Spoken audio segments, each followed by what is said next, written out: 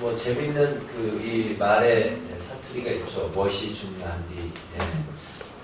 그것을 쓰려고 했다가 또 모르는 분이 있을 것 같아서 무엇이 중요할까 썼습니다.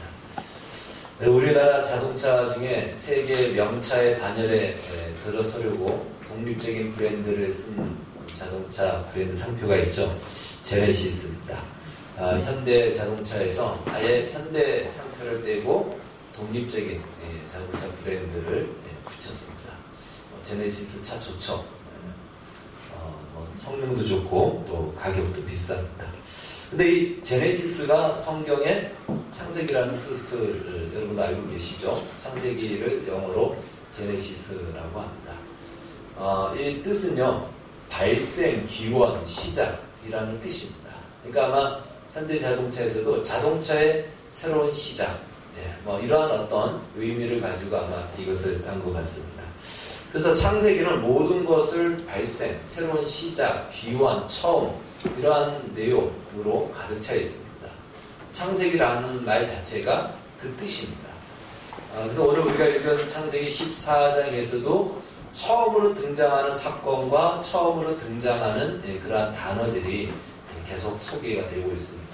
우리 창세기를 보면서 그러한 내용들을 계속 살펴봤는데 오늘 처음으로 등장하는 사건이 있다면 바로 처음에 최초의 세계대전이 일어났다는 것입니다. 오늘 우리가 읽은 본문 아브라함이 롯을 구한 사건인데 이 소돔과 고모라가 결국 이 세계대전에 휘말리게 되는데요. 그것은 소돔과 고모라를 중심으로 한 5개의 연방 민족, 부족들이 조공을 바치고 있었는데 좀 더 강대국한테요. 조공을 13년째 딱 바치지 않으니까 강대국들이 이것들이 왜 조공을 바치지 않지 하면서 결국은 침략을 하게 됩니다. 그래서 강대국 4개국 연합군이 5개국 나라에 쳐들어와서 그들을 쑥대밭을 만듭니다. 그러니까 총 9개의 어찌됐든 국가가 싸웠기 때문에 최초의 세계대전이다. 이렇게 이름을 붙일 수가 있습니다. 자, 뿐만 아니라 오늘 처음으로 등장하는 단어가 있는데요. 거기에서 보면은 히브리 사람이라고 합니다. 히브리 사람. 그러니까 아브라함을 소개하기를 히브리라고 이렇게 이야기합니다. 히브리라는 말, 이스라엘 민족을 오늘날 우리가 히브리 민족이다라고 또 성경은 이야기하는데요. 이 히브리라는 말은 이브리라는 말에서 나왔는데 이 뜻은 바로 어디 너머에서 온 사람이라는 뜻입니다. 그러니까 강을 건너온 사람 혹은 이런 뜻을 가지고 있습니다. 원래 아브라함의 고향은 갈대아 우르입니다. 갈대아 우르는 이라크의 남부 지역인데 거기서 하나님의 부름을 받고 하란까지 올라왔다가 거기서 유브라데스 강을 건너서 가나안 땅에 들어옵니다. 그래서 가나안 땅에 있던 사람들이 이 아브라함이 어디서 왔습니까? 물어보니까 어디에서 왔다고 그랬겠죠. 그래서 아브라함을 이렇게 부르는 거죠. 저 멀리 어디 너머에서 온 사람, 저 강을 건너온 사람, 이 아브라함의 하나의 별명이 된 것입니다. 그것이 바로 히브리 민족, 히브리라는 이름의 이 기원이 되는 것입니다. 이 히브리라는 말에는요, 2가지 의미를 우리가 살펴볼 수 있는데, 첫 번째는요, 바로 이 강을 건너왔다, 어디 너머에서 왔다 라는 이것은 강을 건너온 자라는 뜻도 그 안에 포함되어 있다고 그랬죠. 그래서 이것은 예수를 믿는 사람들은 말 그대로 강을 건너온 사람들입니다. 이 말씀을 받는 이스라엘 백성들은 홍해라는 큰 강을 건너와서 이 율법의 말씀을 지금 받고 있습니다. 그러니까 강을 건넜다라고 우리가 일반적으로도 그렇게 얘기하죠. 외국에 나갈 때 물을 건너왔다 이런 말을 하듯이 강을 건너왔다라는 것은요, 다른 세상에서 들어왔다라는 뜻입니다.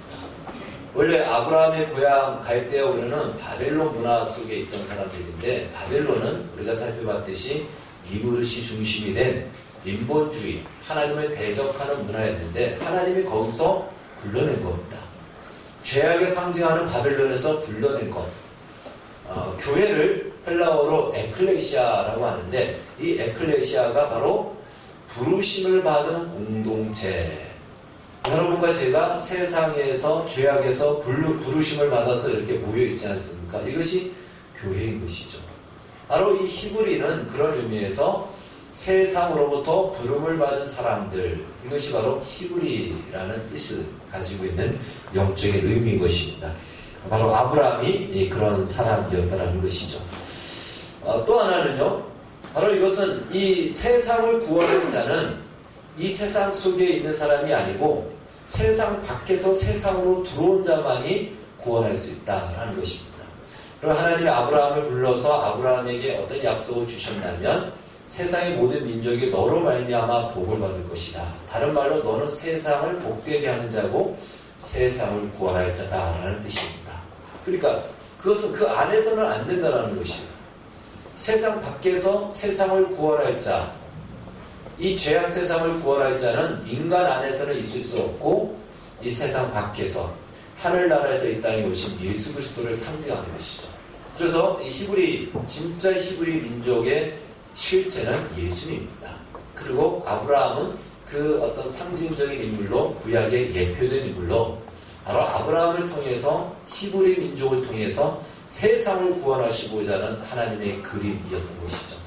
마찬가지로 오늘날도 이 세상을 구원할 유일한 존재, 미처 날뛰는 이 세상을 복되게 할 유일한 존재는요, 예수 그리스도를 믿는 여러분과 저, 다른 말로 영적인 히브리 민족인 우리만이 세상을 구원할 자입니다.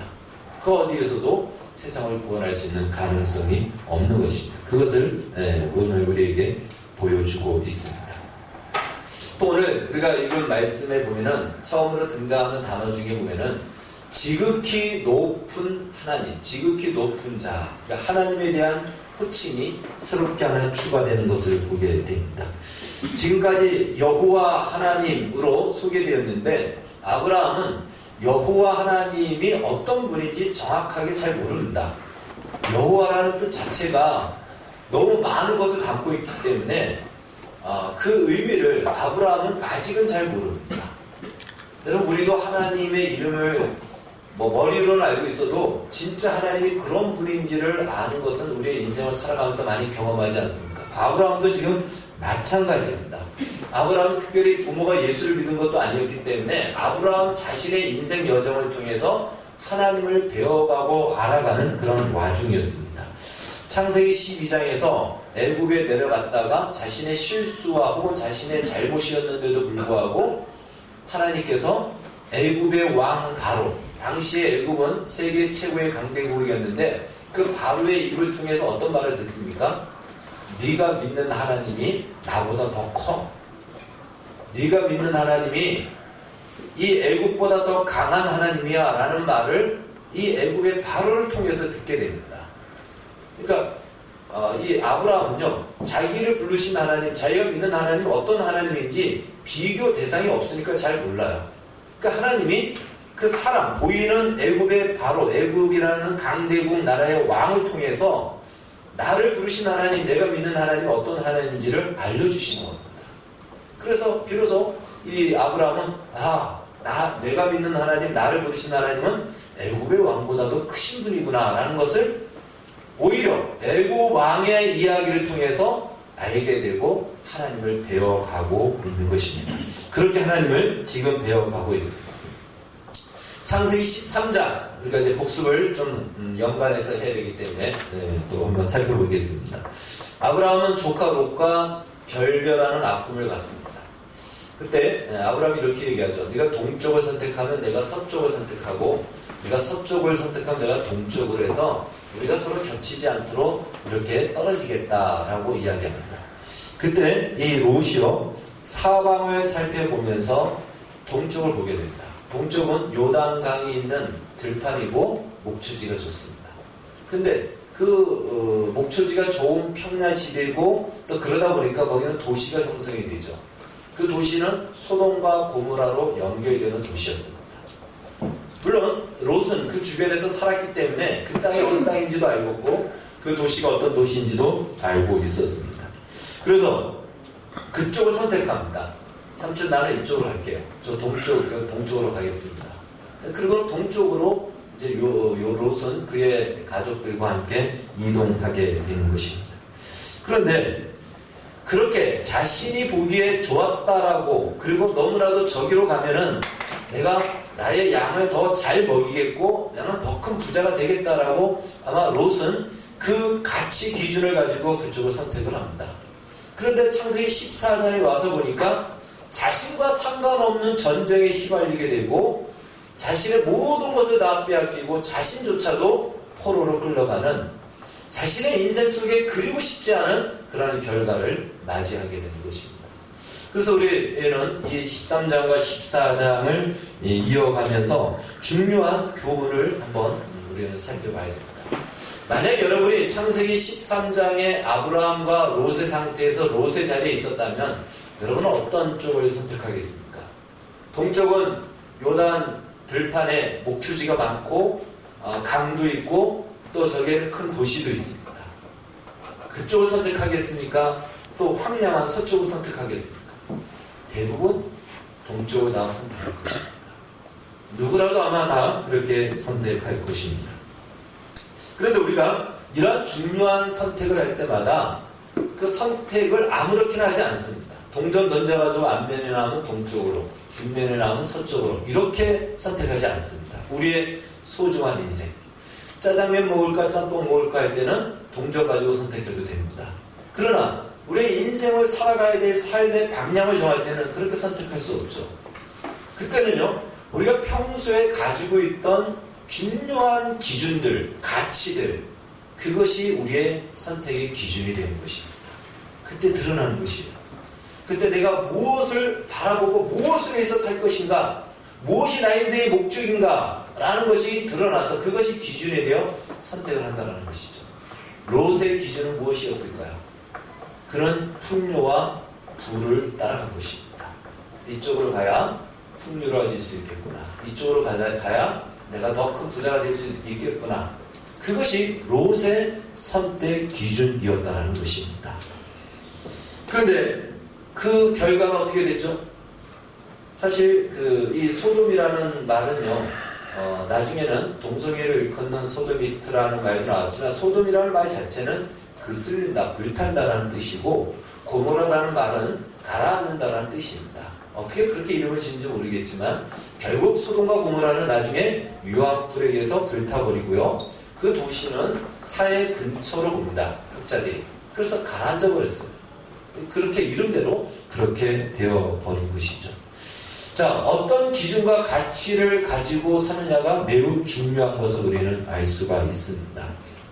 풍요와 혹은 부의 가치 기준을 가지고 따라갔던 롯의 인생의 결국은 포로로 끌려가고 나중에는 유황불의 심판을 받는 결과로 끝나는 것을 보게 됩니다. 물론 풍요와 부가 중요하지 않다는 것이 아닙니다. 우리가 이 세상을 살아가면서 그러한 것이 얼마나 중요한지는 말을 하지 않아도 어린아이까지도 다 느끼고 다 경험하고 알고 있습니다. 그럼에도 불구하고 왜 이것이 우리의 기준이 되어서는 안 될까? 왜 이것이 우리의 기준이 되어서는 안 될까요? 왜 그럴까요?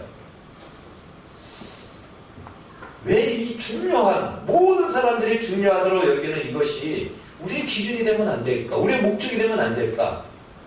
왜 그럴까요? 그것은요, 우리라는 존재 자체가 그것보다 더 소중하고 가치 있기 때문에 그렇습니다.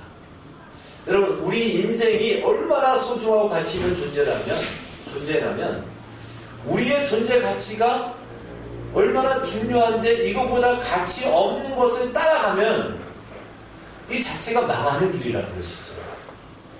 우리의 존재가 높기 때문에, 우리의 존재가 가치 있기 때문에 우리는 최소한 우리의 가치 수준이나 그 이상의 것을 추구해야 진정한 만족이 있다는 것입니다. 우리가 이만한 위치에 있는데 이거보다 못한 것을 가지고 만족하려고 하니까 만족이 안 되는 거예요. 그래서 세상에 부귀 영화가 많이 있어도 진정한 만족이 없다는 말이 거기서 나오는 겁니다. 왜요? 우리는 그 이상의 존재이기 때문에, 이미 우리가 그 이상으로 서 있기 때문에 그것이 우리의 기준이 되어서는 안 된다라는 것이죠. 여러분, 우리 인생이 얼마나 중요한지 우리는요, 잘 모릅니다. 그렇죠? 내가 얼마나 중요한지 잘 모르죠. 그냥 내 생명이 아까울 뿐이지 나 자신이 얼마나 가치 있는 존재인지 우리는 스스로 잘 모릅니다. 그래서 우리가 잘 모를 때는 바로 비교할 수 있는 뭔가 이 상수가 필요한 거예요. 내가 얼마나 중요한지 내 옆에 있는 것을 통해서 나 자신을 확인할 수 있는데요. 어떻게 우리를 할 수 있냐면 하나님께서는 우리를 사기 위해서, 우리를 살리기 위해서 값을 지불하셨는데 그 값으로 누구를 지불하셨죠? 예수님을 지불하셨습니다. 우리가 가게에 가서 100원짜리 물건을 사려면 얼마를 주면 됩니까? 100원을 주면 됩니다. 그러면 그 물건은 그냥 물건은 그때부터 100원짜리가 되는 겁니다. 100원의 가치밖에 없는 것입니다. 그러면 예수님을 우리를 살기 위해서 예수님을 지불하셨다면 우리의 가치는 최소한 어느 정도죠? 예수님의 가치예요. 그래서 우리를 예수님짜리다라고 이렇게 얘기합니다. 예수님짜리예요. 예수님의 가치입니다. 그럼 이제 우리의 가치가 어느 정도인지 알겠습니까? 예수님이 어느 정도의 가치인지는 여러분들 안 해도 알겠죠? 하나님의 아들이신 예수님 얼마나 소중한 분이시고 얼마나 높으신 분입니까? 그러니까 최소한 우리는 그 정도의 수준의 값이 있는 존재다라는 것이에요. 그 가치, 그 정도에 서 있는 우리가 우리보다 훨씬 못한 가치 기준을 가지고 살아간다면 그 인생이 행복한 인생이 되겠습니까? 사람이 동물의 짐승의 그 가치를 가지고 생육 강식의 가치를 가지고 살아간다면 그 사람입니까? 짐승이라고 얘기하죠.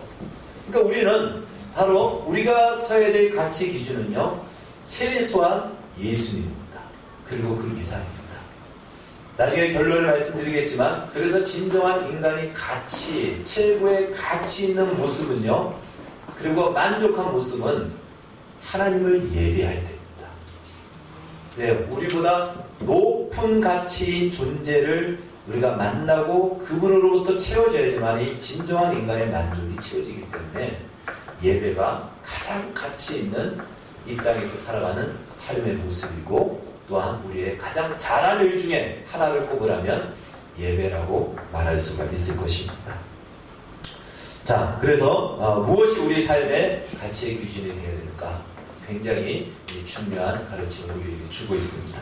이제 본문을 조금 더 보면요, 롯이 포로로 끌려갔다는 소식을 듣자 아브라함은 자기 집에서 길렀던 318명의 일꾼들이 있었습니다. 그러니까 목축을 했기 때문에 도둑제들이 나오고 짐승들이 나오기 때문에 그 목동들은 가끔씩 싸우기도 해야 됩니다. 그러니까 그런 기본적인 훈련은 하겠지만, 그러나 아마추어죠. 전쟁을 전문가로 하는 군인은 아닌 것입니다. 이 318명과 그리고 주변에 동맹을 맺었던 사람들을 데리고 이제 롯을 끌고 갔던 바로 오늘 성경에 나오는 4개의 연합군, 그 뒤를 쫓아갑니다. 그리고 한밤중에 기습을 해서 결국 빼앗겼던 소돔에 있던 모든 재산과 가축과 사람들을 다 되찾고 돌아오게 됩니다. 롯도 구출합니다. 이 성경이 말해주는 것이요, 세상을 구원할 자는 누구라고요? 아브라함입니다. 히브리 민족입니다. 참 히브리인이신 예수 그리스도고, 이제 그 예수 그리스도로 히브리 민족으로, 영적인 히브리 민족으로 부름받은 우리만이 세상을 구원하고 회복할 유일한 존재임을 이 성경을 통해서 다시 한번 알 수가 있습니다. 자, 그런데 지금 한 몇 명 정도 갔을까? 아무리 많이 갔어봐야 1000명 안팎입니다. 그리고 지금 4개국 연합군은 사실 최소가 수천 명이고요, 수만 명의 군대입니다. 게임이 될까요? 전쟁이 될까요? 될 수가 없습니다. 말이 안 되는 전쟁입니다. 아브라함이 한밤중에 기습을 한 것은 전술과 전략이겠지만 아마 그렇게 해야 적군이 얼마큼인지도 모르기 때문에 그냥 밤에 싸우는지도 모릅니다. 그걸 보는 순간 그냥 기겁해서 아무도 싸울 용기를 내지 않았을 겁니다. 말이 안 되는 싸움, 말이 안 되는 전쟁입니다. 그런데 하나님께서 말이 되게 하셨습니다. 그 전쟁을 이기게 하셨고 승리하게 하셨다는 것입니다. 이걸 통해서 아브라함은 다시 한번 깨닫게 됩니다. 세상의 주권자가 눈에 보이는 왕이 아니라 하나님이시구나 라는 이 사실을 이미 저 창세기 12장에서도 경험했는데, 창세기 14장에서 말도 안 되는 이 일, 정말 무모한 전쟁이었던 이 전쟁을 감행하였는데 하나님께서 이 전쟁을 승리케 하셨다는 것입니다. 오늘날도 마찬가지죠. 오늘날도 세상을 이길 힘이 사실은 무엇이 세상을 이길까? 우리는 보이는 세상에 엄청난 부와 권력과 또 엄청난 국가가 세상을 지배할 것이다 라고 생각합니다. 그러나 정말 세상을 이긴 것은 무엇입니까? 성경은 얘기하고 있죠. 십자가로 세상을 이겼다. 골로새서 2장 15절은 그것을 말씀하고 있습니다. 그래서 바울은 이 십자가만을 자랑한다. 세상이 어느 한 나라에 의해서 지배되는 것 같지만 그렇게 강대국이었던 로마도 그리고 지금의 미국도 결국 수백 년이 지나고 나면 그냥 역사의 기록으로 남을 뿐입니다. 그때에도 여전히 승리하신 예수 그리스도는 높임을 받을 것입니다. 여러분, 오늘날 우리가 힘이 없어요. 또 우리의 능력도 없습니다. 가진 어떤 권력도 크리스찬들은 없습니다. 막 무기를 사용할 수도 없어요. 질 것 같고 안 될 것 같습니다. 지금 우리 나라만 해도요, 권력과 힘을 가진 자들이 반기독교적인 정책을 계속 펼칩니다. 정말 이길 수 없을 것 같아요. 그러나 그동안 교회는 외치고 기도하고 나가서 그 싸움에 이겼습니다. 그러나 앞으로도 계속 싸워야 되고 앞으로 어떻게 될지 또 모릅니다. 우리가 싸울 수 있는 힘은 오직 기도와 주님을 의지하는 것이죠. 바로 이 십자가로 세상을 이길 수 있다라는 것을 우리는 오늘 본문을 통해서도 다시 한번 확인할 수가 있습니다. 자, 그렇다면 아브라함은 이런 경험을 했다면 이제부터 아브라함은 어떤 기준을 가지고 살아갈까요? 어떤 선택을 할 때마다 어떠한 가치와 기준을 가지고 선택할까? 이제 아브라함의 인생이 조금 더 구체적으로 분명해지는 것을 보게 됩니다. 그것을 아브라함이 돌아오는 그 자리에서 우리는 확인할 수가 있습니다. 아브라함이 지금 전쟁에 이겼고 의기양양하게 개선장군처럼 지금 돌아옵니다. 아브라함의 승전 소식을 도망갔던 소돔왕은 잡히지 않았고 도망갔습니다. 그 소돔왕이 그 이야기를 듣고는 이제 소돔의 백성들과 함께 아브라함을 맞이하러 나가게 되죠. 그리고 또 한 그룹이 오늘 성경에 등장하는데 바로 멜기세덱이라는 살렘 왕이요 하나님의 거룩한 제사장이 또 한 그룹을 등장합니다. 한번 그림을 그려보십시오. 아브라함이 지금 저쪽에서 포로로 끌려갔던 소돔의 사람들을 다 데리고 그리고 전리품을 가지고 오고 있고 이쪽에서는 두 그룹이 있습니다. 하나는 소돔 왕의 그룹이 있고 하나는 멜기세덱의 그쪽 그룹이 있습니다. 이 두 그룹 속에 아브라함이 누구에게 먼저 갈까? 이것이 아브라함의 가치 기준을 또 한번 보여주는 장면이 될 것입니다. 소돔 왕은요, 오늘날로 말하면 세상의 언론입니다. 대서특별하기위에 나와 있는 수많은 기자들과 방송국, 한마디로 세상의 주목을 받는 자리입니다. 반면에 멜기세덱은 예배를 드리는 것이고 교회예요, 교회. 목사님과 교인들이 나와서 우리 성도, 우리 집사님, 또 우리 교인이 전쟁에서 승리하고 오는 것을 우리가 환영하고 거기서 예배 드리려고 지금 기다리고 있는 것입니다. 여러분, 누구에게 어느 자리로 먼저 가겠습니까? 만약에 내가 그 전쟁에서 승리한 자리라면 어느 자리로 먼저 가겠습니까? 그것이 그 사람의 기준이 되죠. 많은 경우 사람들이 힘들 때는요, 하나님 찾다가 어떤 문제가 해결이 되고 성공하게 되면 그 다음부터는 하나님을 외면할 때가 많습니다. 하나님을 믿더라도 그전처럼 믿지 않고 후자가 되고 차선이 되고 삼선으로 밀려납니다. 아브라함이 누구에게 먼저 갔을까? 아브라함이 중요하게 여기는 것이 무엇인가? 아브라함이 가지고 있는 가치의 기준이 무엇인가가 여기서 드러난다는 것이죠. 성경을 보니까 오늘 우리가 읽은 본문을 보니까요, 멜기세덱과의 이야기를 먼저 하고 난 뒤에 그 다음에 소돔 왕과의 이야기하는 것이 소개되는 것을 봤을 때 멜기세덱에게 먼저 간 것으로 우리는 확인할 수가 있는 것입니다.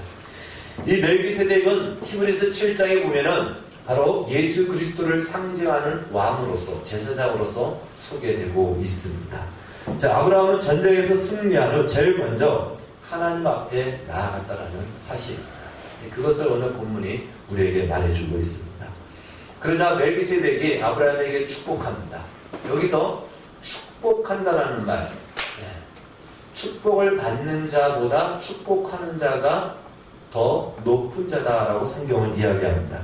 이렇게 이야기하죠. 천지의 주제이시오 지극히 높으신 하나님이여 아브라함에게 복을 주옵소서. 하나님의 복이 또 한 번 아브라함에게 약속되어지고 또한 내려진 것을 보게 됩니다. 그리고 나면 아브라함에게 이렇게 분명합니다.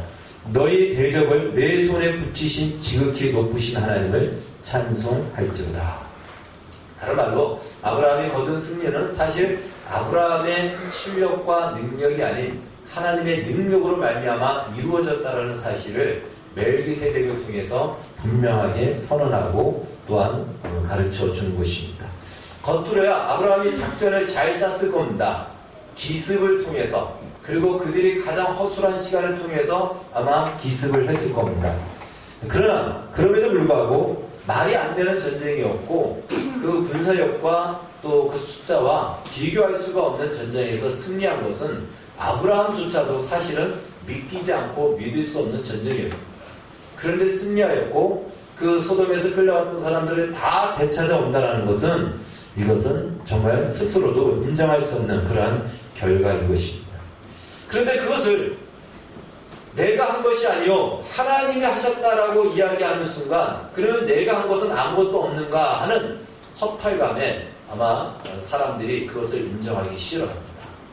그래서 우리가 보면은 하나님을 높이지만 하나님을 온전히 높이지 못하는 그 안에서 자신의 공을 드러내기를 원하는 우리의 모습들을 보게 되는데요. 그렇지 않습니다. 하나님께서는 아브라함의 기습 작전을 쓰신 겁니다. 아브라함의 318명을 쓰신 겁니다. 그것이 없어도 하나님은 하실 수 있으나 하나님은 아브라함의 그 318명을 통하여서 일하셨고 아브라함의 기습 작전을 통해서 승리 있게 하셨다는 사실입니다.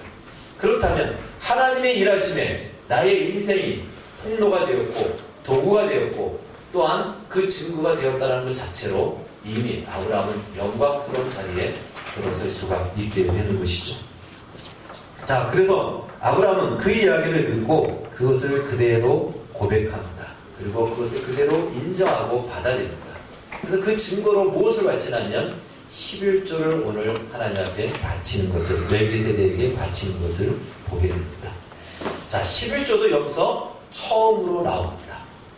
여러분 11조 하면 보통 우리가 율법 안에서 11조의 개념을 우리는 배우고 알고 있습니다.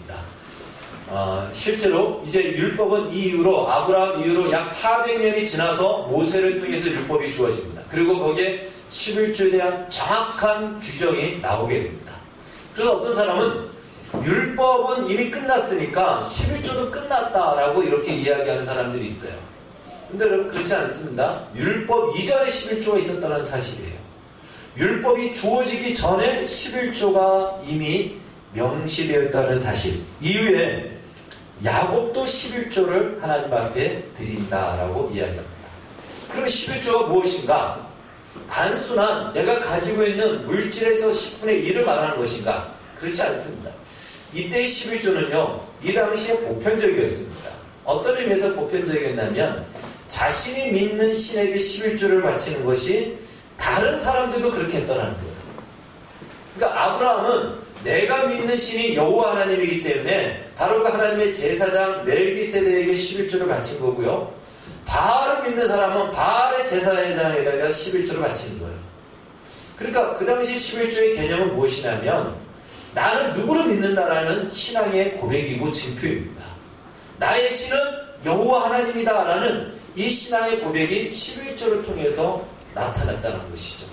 그래서 11조는 단순히 물질적인 것이 아닌 나의 신앙의 고백입니다. 맞습니다. 멜기세덱의 축복, 멜기세덱의 그 말을 듣고 아브라함이 이렇게 고백하는 것이죠. 맞습니다. 이번 승리는 하나님으로 말미암아 내가 승리한 것입니다. 나는 여호와 하나님 그분을 나의 신으로, 나의 보호자로, 나의 왕으로 믿고 모시겠습니다. 그 증거로 11조를 드리는 거예요. 그래서 여러분 11조는 하나님이 율법에서는 이 11조를 통해서 또 여러 가지 이야기를 또 축복의 어떤 통로로도 삼아 주시는데요. 그런 개념이 아니고 11조를 통해서 저 사람은 누구에게 속했다라는 것이 확연하게 이 고대 근동지방에서부터 나타났다는 것입니다. 그래서 이러한 신앙의 고백을 하는 것을 보게 됩니다. 그래서 오늘 이 사건, 이 소돔에서 살던 롯이 포로로 끌려갔던 이 사건, 그리고 여기서 아브라함이 무모하기만큼 전쟁을 감행해서 다 회복하고 구출해 놓은 이 사건을 통해서 결론적으로 이제 두 가지를 우리는 꼭 기억해야 됩니다. 첫 번째는요, 아브라함이 어떤 싸움을 하든 아브라함은 승리하게 되어 있다는 사실입니다. 여러분, 이것은 사실입니다. 물론 아브라함은 피를 흘리는 물리적 싸움이지만 우리가 성경에서 이것은 물리적 싸움으로 볼 것이 아니고 영적인 싸움으로 봐야 합니다.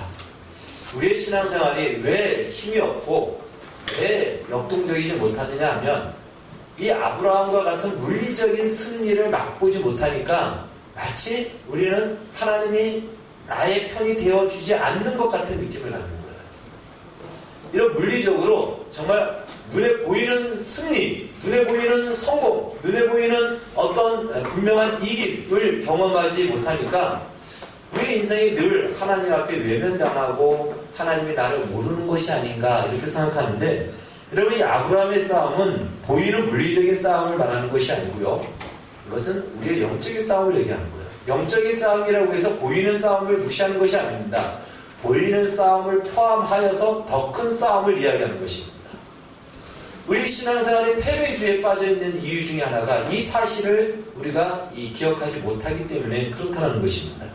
사실 우리의 싸움은요, 우리가 어떤 형편과 처지에 있더라도 이미 하나님은 우리 손을 놓지 않기로 작정하셨고 우리하고 약속하셨습니다.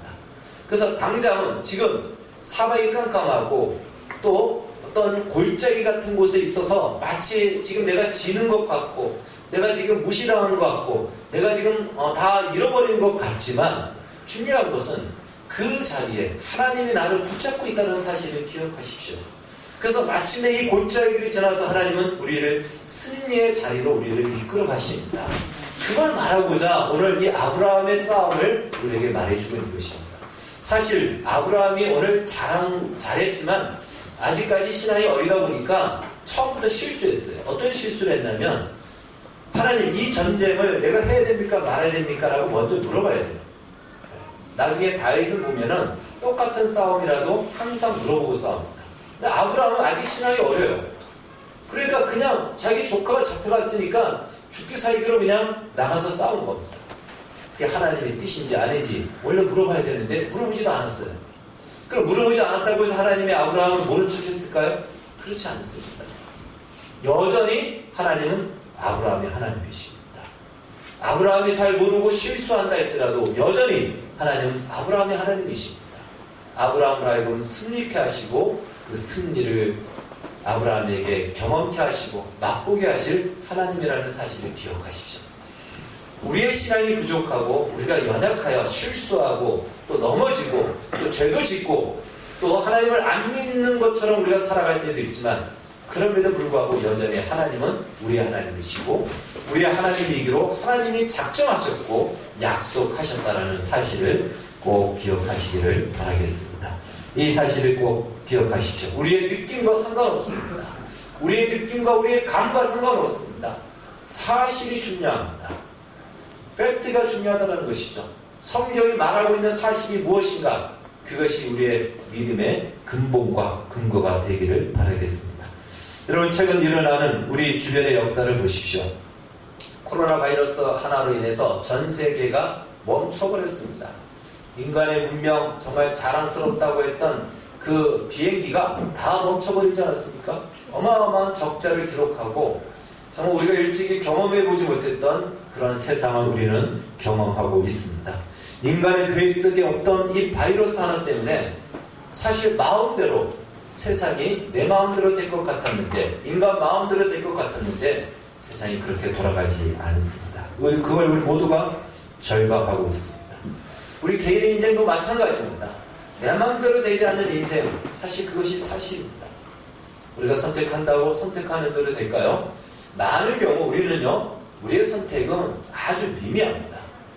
우리는 태어날 때부터 그 시기와 부모와 국적과 인종을 내가 선택하지 않습니다. 그냥 다 선택되어진 것 안에서 우리는 그냥 선택할 뿐입니다.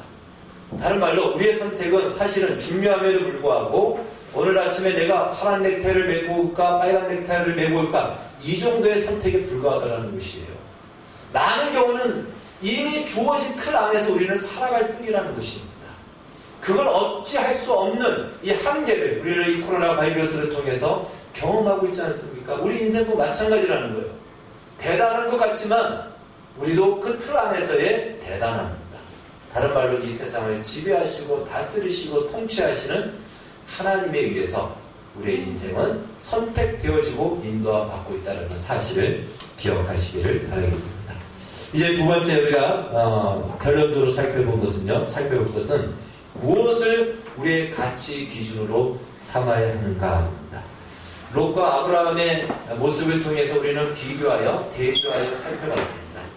바로 풍요와 부가 기준이 되었고 가치였던 롯의 결론은 두 번씩이나 정말 비참한 최후를 맞이하는 것을 보게 됩니다. 그가 잘못된 선택을 했다. 그걸 탓하기 전에 우리 인간이 얼마나 가치 있는 존재라는 걸 모르기 때문에 그걸 쫓아왔다는 거예요. 여러분, 우리보다 못한 것으로 우리는 만족할 수가 없습니다. 그러다 보니까 그걸 쫓아가다 보면은 인간의 길을 포기하는 자리로 내려갈 수밖에 없다는 것입니다. 진정한 만족과 진정한 가치는 우리 이상으로 시작해야 된다는 것입니다. 인간, 우리 이상이 무엇일까요? 인간 위에 있는 것이 누구일까요? 오직 하나님만이 우리 위에 있는 가치죠. 그 하나님으로만이 우리는 진정한 만족과 가치의 기쁨을 누릴 수가 있는 것입니다. 그래서 서두에 말씀드렸듯이 예배할 때 인간은 최고의 가치 있는 존재이고 그리고 최고의 만족을 가질 수가 있는 것입니다. 여러분, 이 예배를 소중히 여기시기를 바라겠습니다. 물론 예배가 이렇게 모여서 하는 예배만을 말하는 것이 아니에요. 하나님을 높일 때라는 것이에요. 지극히 높으신 하나님이라는 이 표현은요, 엘로온이라는 말인데 이것은 천지의 주제요, 지극히 높으신 하나님이라고 할 때 천지의 주제라는 것은 창조주요, 만물의 주권자이신 하나님이라면 지극히 높으신 하나님은 시편 57편 2절에 나와 있는 지존하신 하나님, 하나님의 거룩함과 초월함과 완전함을 이야기하는 겁니다. 비로소 아브라함은 애굽에서는 하나님의 주권적이고 전능하심을 경험했다면 여기서는 하나님의 진정한 거룩함과 완전함을 경험하게 된 것입니다. 그래서 오늘 이 그림, 저는 이것을 그림으로 그린다면 이것이야말로 하나님이 꿈꿨던 그림이지 않았을까 이렇게 생각됩니다. 보이지 않지만 보이지 않는 하나님을 세상을 지배하시고 통치하십니다. 그 하나님과 약속을 맺은 아브라함이 세상의 가장 강력한 연합군과 세상의 권력과 전쟁에서 승리했습니다. 이겼습니다. 성공을 한 거예요. 그런데 그 성공과 승리를 가진 아브라함은 그것으로 자신을 높이는 것이 아니고 지극히 높으신 하나님을 예배하고 찬양합니다. 저는 이것이 완성된 그림이다. 그래서 제목을 바꿨지만 정상적인 그림, 정상적인 자리라고 제가 아마 문자를 보냈을 겁니다. 여러분, 가장 정상적인 그림이에요. 가장 정상적인 자리가 무엇이냐? 하나님을 높이는 인간, 그 자리가 가장 정상이고 가장 완성된 작품이라는 것입니다. 기껏 해봐야 우리가 사람이 하나님을 빼놓으면 우리가 취할 수 있는 것이 무엇일까요? 세상의 부귀 영화와 자신의 꿈을 이루는 것이 그것이 최고의 가치예요. 그러나 그것도 지나가면 다 없어지고 그냥 잊혀질 뿐입니다. 진정한 만족과 영원한 가치 있는 것, 바로 하나님을 높이는 것입니다. 그럴 때 우리 하나님께서는 우리를 가장 높은 자리로, 영광스러운 자리로 또한 우리를 이끌어 가실 것입니다. 세상의 역사가 인간 뜻대로 되지 않듯 우리 인생도 정해진 틀 안에서 있음을, 그 안에서의 선택임을 기억하시고 그 안에서도 얼마든지 일하시고 세상의 역사를 주관하시는 하나님, 그분의 우리를 완성된 자리, 그 자리로 이끌어 가시고 계십니다. 결코 우리에게 어떤 일이 절망의 순간이 오든 혹은 세상적인 성공의 순간이 오든 소돔 왕으로 가지 마시고 하나님 앞에 나와 예배하는 이 선택이 여러분의 삶의 중심의 기준이 되고 가치가 되어지기를 주의 이름으로 축원합니다. 기도하겠습니다. 사랑하는 주님, 감사합니다. 오늘 아브라함의 이 모습을 통해서 하나님, 우리가 무엇을 기준으로 살아가야 될 것이고 또 하나님이 우리가 어떤 연약함에도 우리가 함께 하심으로 반드시 승리케 하신다라는 사실과 약속을 붙듭니다. 지금 우리 주변은 많이 깜깜하고 어둡습니다. 사방에 보이지 않는 하나님의 그 어둠 속으로 가득 차 있습니다. 어떻게 살아가야 되며 무엇을 위해서 또 하나님이 어디로 가야 될지도 모르는 그 깜깜함이 두려워져 있지만 우리를 붙들고 계신 우리 하나님이 나와 함께한다는 사실을 믿고 끝까지 하나님을 신뢰하며 나아가 마침내 주를 높이는 그 완성된 그림의 자리에 우리 모두가 서게 하여 주시옵소서. 예수님의 이름으로 기도하옵나이다. 아멘.